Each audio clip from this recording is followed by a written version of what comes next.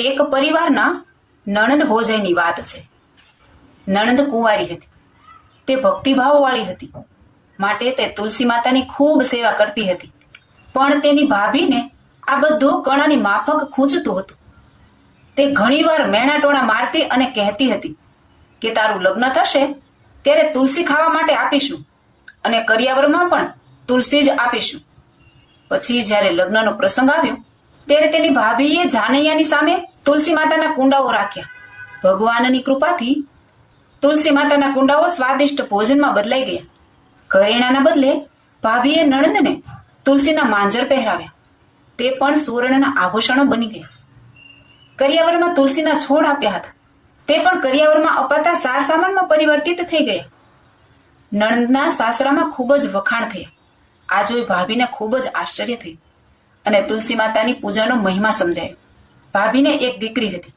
તે પોતાની દીકરીને કહેતી હતી કે તું પણ તુલસી માતાની સેવા કર, તને પણ ફિયાની જેમ ફળ મળે. પણ દીકરીનું મન તુલસી માતાની સેવામાં લાગતું ન હતું. સમય જતા દીકરીના લગ્નનો સમય આવ્યો. ભાભીએ વિચાર્યું કે નણંદના લગ્ન વખતે મેં જે વ્યવહાર કર્યો તેના કારણે તેના સાસરામાં ખૂબ જ વખાણ થયા હતા, તો મારી દીકરીના લગ્નમાં પણ એવો જ વ્યવહાર કરું. એમ વિચારીને તેણીએ તેમ જ કર્યું. પણ ન તો તુલસીના છોડના બદલે મિષ્ટ ભોજન થયા, ન તો સુવર્ણના આભૂષણો થયા, કે ન તો કરિયાવરમાં અપાતા સાર સામાનમાં પરિવર્તિત થયું. દીકરીના સાસરામાં ભાભીને નીચા જોણ થયું. ભાભી ક્યારેય પોતાની નણંદને મળવા બોલાવતી નહીં. તેથી ભાઈએ વિચાર્યું કે હું બહેનને મળવા માટે જાઉં. તે વાત તેની પત્નીને કહી અને બહેન માટે કંઈક ભેટ લઈ જવા કહ્યું.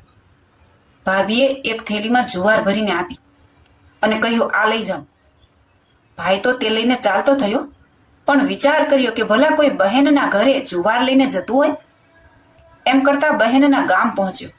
તે એક ગૌશાળામાં જઈને જુવારની થેલી ગાય આગળ ઠલવી. તે જોઈને ગૌશાળાના રક્ષકે કહ્યું, એ ભાઈ, આ સોના મોતી ગાયની પાસે કેમ નાખો છો? ભાઈએ બધી જ વાત કહી સંભળાવી અને સોના મોતી લઈને પ્રસન્નતાથી બહેનના ઘરે ગયો. બહેન ખૂબ જ પ્રસન્ન થઈ. આ વાત પરથી એ શીખ મળે છે કે પોતામાં ભક્તિભાવ હોય તો બીજા લોકો ભલે ને ગમે તેટલું ભૂંડું કરવા ઈચ્છતા હોય પણ સફળતા મળે નહીં. જય સ્વામિનારાયણ.